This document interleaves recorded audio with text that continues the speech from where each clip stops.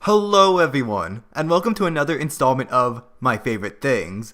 Finally, another one of these, after several rants and film fights. So, Marvel has been going at full throttle with their cinematic universe for what's about to become 10 years now since the release of their first hit, Iron Man, in 2008. With a string of 18 films, Marvel has knocked it out of the park several times and has only missed for a very small number. With this enormous amount of movies and a shared continuity, most people will probably agree on which single one out of the many great blockbusters is the standalone best Marvel movie, Captain America: The Winter Soldier. Seriously, it's not even a contest. Only the other Cap movies, and a small maybe if we're gonna stretch really hard, the Avengers and Black Panther could be considered as not so distant seconds. But it's clear, The Winter Soldier is the best thing to come out of the MCU and probably one of the best comic book movies ever. So what sets it above all other Marvel films? Why do I put it on par with the likes of The Dark Knight and Spider-Man 2? And why is The Winter Soldier one of my favorite things?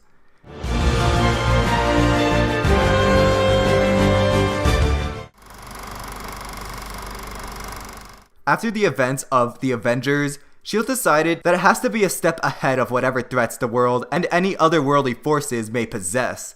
To do this, they initiate Project Insight. Using Stark technology, S.H.I.E.L.D. builds 3 new helicarriers that could stay in the air indefinitely with loads of guns on them, ready to take out anybody who causes mayhem. Or, as Cap puts it, by holding a gun to everyone on Earth and calling it protection. Fury has the best of intentions, to keep the Earth secure, but the problem with his reasoning, going to the extremes to ensure safety, is that not everybody has the same mindset as him. Any giant weapon may enter into the hands of somebody with different intentions, so even something made for good can eventually be used for evil purposes. And this is where Hydra comes in. The Winter Soldier's big twist is that S.H.I.E.L.D. has been compromised by the advanced Nazi science division, Hydra. After their defeat during World War II, they were able to grow under the radar within S.H.I.E.L.D. Now, they and their leader Alexander Pierce, with the help of the Winter Soldier and the S.H.I.E.L.D. strike team, run by Brock Rumlow, try to use Project Insight to have full control over the world. With the help of Arnim Zola, whose consciousness has been stored using computers, they create Zola's algorithm. Basically, it determines anyone who will be a threat to Hydra's takeover and makes them a target for the helicarriers. The total being about 20 million people. Nick Fury tries to warn Steve, moments before getting blown to smithereens. Afterwards, it is left up to Captain America, Black Widow, and Falcon to save the world from the clutches of Hydra. What made the Marvel experiment so successful? 18 movies in, and we still keep coming back for more every time. On the other hand, Warner Bros. With their DCEU has audiences fatigued 5 movies in. The thing is, Marvel has given us characters that we actually connect with and care about, so we keep coming back to see more of them. For DC, nope. And which character is that? Which character do we keep coming back to? Thor? No one cared about him until Ragnarok. Hulk? No, they switched the actor out, and then he hasn't been around for 3 years. Iron Man? Have you seen the sequels? Okay, obviously it's Cap. Captain America is the superhero that solidified the MCU as a definite success. Cap is such a lovable character, and no, not for the obvious reasons. He's such a noble, old-fashioned, well-mannered hero, something that we're certainly lacking in this day and age. Everyone is either a psychopathic murderer or a jerkwad. But Steve Rogers inspires us. He was just a stick figure from Brooklyn with a patriotic spirit who was rewarded with the chance to help in World War II by taking a super serum. Steve was nobody special, just a man with his heart in the right place. He's the everyman. The question concerning Cap is how to make a character so upright interesting. Many times it's the flaws that make the protagonist interesting, but a different approach is taken with him. Captain America is used as the gold standard of how people should be, and then contrasted with how the world really is. He truly is the glue that holds this nation together. Steve begins the Winter Soldier in what I almost want to call a depression.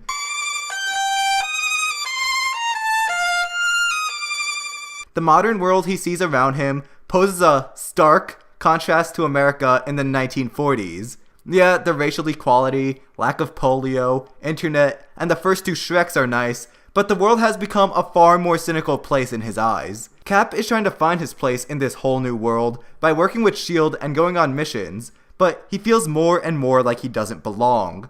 He wants to fight for freedom, but what he's exactly fighting for gets cloudier over time. A lot of this is due to director Nick Fury and S.H.I.E.L.D.'s policies. They begin to use more questionable methods to ensure people's freedoms and safety. Captain America believes the best in people, and that even when we make mistakes, it's better to be able to mess up than to not have any choices. Nick Fury, on the other hand, sees himself as more of a pragmatist. Knowing that evil will come eventually, he wants to be prepared and stop it before it even begins, using fear as a deterrent. This is about to come up again soon, so I hope you took notes. Even though Steve is confused about his role in the present day, he is still uplifted and realizes he isn't alone in this cruel and uncaring world. At the opening of the film, we see him meet Sam Wilson. Sam Wilson, later revealed to be the Falcon. Sam also worked in the military, carrying out flight missions, when his wingman took an RPG to the knee. By the events of the Winter Soldier, he works with the VA, hosting a class for men and women coming from combat who struggle to readjust. Kinda like Steve. The two becoming instant pals, of course, as they have a lot to relate over. The final important character in this is Agent Romanoff, who finds herself in the middle of this conflict between Cap and S.H.I.E.L.D. She ties into the whole Cap wants to trust in people and believes in the good they're capable of. On one hand, Natasha was bred to be a human killing machine by the KGB and gladly carries out whatever mission S.H.I.E.L.D. has for her. But Cap shows her that she can be a genuine person who doesn't need to hide behind secrets or whatever face she's wearing to carry out her mission. So what we see here is Steve inspiring others to fight for his cause of freedom, no matter what the cost is. And this is why we love him. Okay, and this.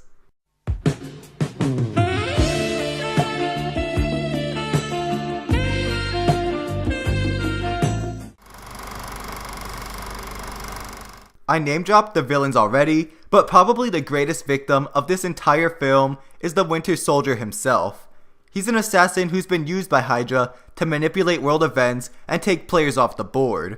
So that's what happened to JFK. It's okay, Ted Cruz, I guess your father was innocent. Rumors of the Winter Soldier have been circulating for the entire second half of the 20th century, as he comes in and out of hiding to perform his missions. This assassin is brought out yet another time to guarantee Project Insight's completion and take out those who stand in the way, aka Fury and Cap. But it turns out, the Winter Soldier is Steve's long-lost friend, Bucky, who last time we saw him fell thousands of feet in the mountains during the train fight in the first movie. Oh, that's a shot. But before dying, we saw Hydra running tests on him, so they reclaimed Bucky after he fell, attached a metal arm to him, wiped his memory, and got themselves an obedient assassin, willing to act out whatever orders given to him once a code is spoken. Once Steve finds out, he tries to reach out to Bucky and make him realize who he really is. The ending leaves his status ambiguous. He saves Cap from drowning, but disappears once again, and segue into Civil War. The Winter Soldier acts as the muscle, but Alexander Pierce is the head of this new era of Hydra. His view is somewhat similar to Fury's, even being inspired by him, but far more extreme. He and Hydra believe that people are too disorderly to properly rule over themselves and need to be kept in check. Pierce offers the safety of 7 billion by killing 20 million. And there's the whole world ruled by Hydra thing. That's kind of a deal breaker too. Man, I always love a villain who has an ideological conflict with the protagonist. Yeah, action scenes are cool too, and of course I'll get there, but what's gonna keep you thinking about this movie long after the credits roll? A good conflict. The villain has one worldview that he wants to act upon, taking it to the logical conclusion of controlling everyone on Earth, while the hero, believing in freedom, this of course doesn't jive with. So Cap has to stop Pierce. The Winter Soldier poses the question, what's more important? Guaranteed safety, or the freedom to achieve or fail? It's a question we still struggle with today. Now, somebody call Paul Blart, cause we're segueing into the next part. One of the major themes in Captain America, the Winter Soldier, is, you guessed it, freedom. This is a common theme across the Cap movies. In the first film, he fought for the freedom of the world from Nazi Hydra rule. Now that he's here in the 21st century, he has to fight once again for freedom from Hydra. It's the aforementioned battle between freedom and safety. Every now and then, people will come along with guaranteed physical, economic, or emotional safety, and many will gladly go along with it, but freedom always takes another blow, and many times it's not worth it. Someone who sides with philosophers like John Locke or maybe Steve himself believe the purpose of government is to guarantee liberty for its people. Sometimes barriers have to be put up to keep us from screwing each other over, but it shouldn't go beyond that. Hydra promises total safety from terrorism and invasions and whatnot, but only by pointing a gun at everyone's head. It becomes the robber pointing the gun. Then anyone who has a problem with Hydra itself will be shot too. Pierce and Fury are right that without Project Insight, bad things will certainly continue to happen. But Steve argues that even though humans will mess up, it's still worth giving them the choice, because most people will continue to do the right thing, even without a massive gun to their head. It's not worth enslaving everyone just because something may go wrong every here and there. Also, in the greatest speech ever, Cap heroically points out, "The price of freedom is high. It always has been. And it's a price I'm willing to pay. And if I'm the only one, then so be it. But I'm willing to bet I'm not." Groups like Hydra will always come along, always try to conquer people and suppress individual liberty. And if we're not vigilant, they'll succeed. Freedom isn't just something we fight for once and then go off to live the rest of our lives peacefully. No, it's something that we have to constantly protect and watch over. If it's not defended, then it will be lost. Many times, democracies chose to vote themselves out of existence, or idly watched as a tyrant came to take total control. The tale of the Winter Soldier is being told to remind us of this. Okay, this is going to sound cheesy, but stick with me here. Another major theme is friendship. Yeah, I know this is Disney, and saying friendship sounds totally childish, but it's handled maturely here. Of course, at the forefront is the friendship between Bucky and Steve. Even when learning that his best friend has been an assassin for decades, and knowing that he'll try to kill him, Steve refuses to give up on Bucky. Even when he's getting pummeled by Barnes, Steve refuses to fight back, instead hoping that Bucky will open his eyes and remember who he is. He's willing to give his life just because he refuses to kill his now corrupted best friend. This is the saddest, the most emotional, most touching scene in all of Marvel. No doubt about it. I'm not gonna fight you. You're my friend. You're my mission. Then finish it. Because I'm with you to the end of the line. It's so touching. In the end, it all pays off. The Winter Soldier quits his assassin day job, saves Cap, and goes into hiding. Then you have the same friendship building between Steve and Sam. Sam is willing to lay down his own life to help Steve take down Hydra, even though he can just stay in his cozy little home and continue his work at the VA. Romanoff too discovers that she can be more than just a killer agent. So, friendship and inspiring people, yay! Even though The Winter Soldier is pretty much a spy thriller about Nazis trying to take over the world, it's still tons of fun. Like with all Marvel movies, there's lots of good comedic levity. It's a genuinely funny movie, one of the funniest. Like, seriously, I can watch entire comedy films without laughing, but when it comes to a movie with Nazis taking over the world, yeah, it can be pretty hysterical. And thankfully, the bathos undercutting drama with comedy is much softer here than in other Marvel films. Like, do you remember this? Yikes. So, you get to enjoy your comedy and your drama. As for the action itself, much of it is very well choreographed hand-to-hand combat. Man, that initial fight on the boat, and then that intense fight in the elevator. Ever since 2014, I can't go into an elevator with friends without saying, Before we get started, does anyone want to get out? Man, that was cool. You won't get much like that in most of these superhero films. I mean, did you see Spider-Man Homecoming? Those fights were so underwhelming. Nothing close to that Spidey Doc Train fight. And yes, I did just mention that to reference my Cat v Wonder Woman video again. Seriously though, good stuff. The fights are also well shot too for the most part, as in, I'm always able to understand exactly what's going on. There are a few excessive and quick changing shots every now and then, but for the most part, very well done. Like, guys, I tried to watch Taken 3 once. The horrible cinematography gave me a headache, constantly jumping from shot to shot, and the camera flying all over the place. Yeah, that was my mistake. But as for the Winter Soldier, that action is unforgettable. Okay, this part is gonna be short because, well, it's the Winter Soldier, not Iron Man 2. One small complaint I have is how it does the whole Disney cliche that you think someone's dead but then they come back later to fake you out. It happens here with Nick Fury, who might as well have just died because he's not too significant in future Marvel movies. I like Samuel L. Jackson in this role, so I won't complain too much. There's also the other fake out that one of the members of S.H.I.E.L.D.'s World Security Council in the end is actually Black Widow in a disguise that completely changes your face and voice. Like, what? Maybe if this was established sometime previously in the story, it would have been fine, but since this device was never established, it's just kind of random and comes out of nowhere. And also, there are a few nitpicks I have with the big twist. Not that I don't like it, I think it's a very interesting turn for the universe to take, but Hydra being a part of S.H.I.E.L.D. does raise a few questions. Like, why did Hydra allow Nick Fury, a clear enemy of their goals, become director? Why not just put someone in that position who is also Hydra?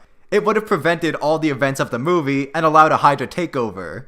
Why did they take their sworn enemy, who stopped them last time, Captain America, out of the ice and then give him all his equipment and tons of martial arts training? Good idea, guys. And shouldn't a few eyebrows have been raised when it was suggested to keep Hydra scientist Arnim Zola alive through early computers? Peggy, Papa Stark, you should have seen this one coming. And besides that, I already mentioned some of the fast-paced editing. Very minor and not frequently or bad enough for me to care too much, but it's worth mentioning.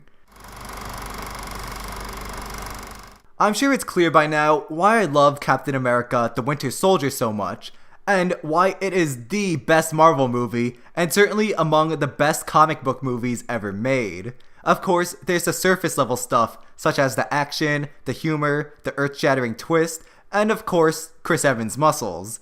But if that's all there was, I wouldn't be making this episode. This film presents a fantastic ideological conflict between our protagonist and antagonist. One wanting freedom and the other control. Faith in humanity, optimism versus pessimism. And it teaches us the value of liberty and how important it is for us to be vigilant and ready to preserve that liberty and inspire others to do the same against those who wish to take it away, even if they have the best of intentions. This is a lesson that's always applicable. For example, it sounds hopeful to end gun violence by doing something as simple as disarming the populace, but hear the same thing from Hitler, and it sounds a lot worse. Also, with speech, it may sound kind to limit speech so we don't offend anyone, but the moment a bad leader comes along, those same rules against offensive speech will be very handy for them. What can be done with good intentions one moment can easily be hijacked by another Hitler.